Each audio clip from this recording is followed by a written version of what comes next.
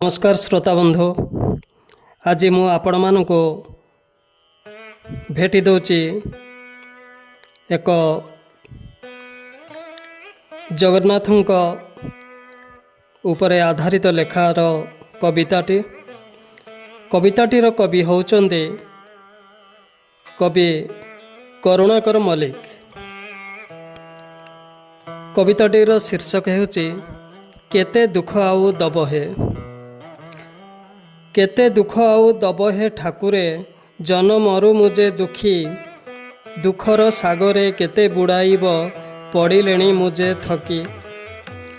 तथापि आजि मु हसी हसी कहे, आउ जहा अछि दिय, एही भली दंड काहाकू न दिय, सबु मुंडरे थुअ।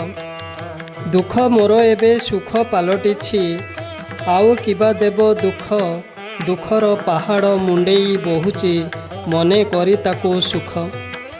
पिता माता भ्राता सबु तो नेइछ, पिता माता भ्राता सबु तो नेइछ, शेषरे नेल पत्नी को, कि आनंद पाओ दुख देई मोते, बुझी मु पारुनी तुमको।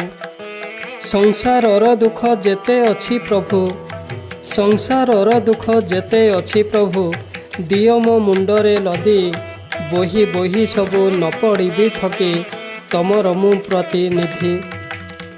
दुईटी छुआर जनक साजिछि, दुईटी छुआर जनक साजिछि, साजिछि मु मेरु खुंट, बड़टी अटई बाप छेउंड जे, सानटी मा छेउंड।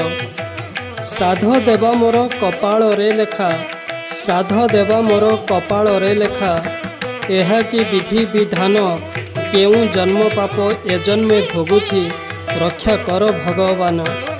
धैर्य ओ साहस दियो हे ठाकुरे, धैर्य ओ साहस दियो हे ठाकुरे, एतिकी मागुणी मोर, आसु जेते झड़ होई जीवी पार, नथिब मोर कातर, आसु जेते झड़ होई जीवी पार, नथिब मोर कातर, नथिब मोर कातर। प्रणाम, जय जगन्नाथ।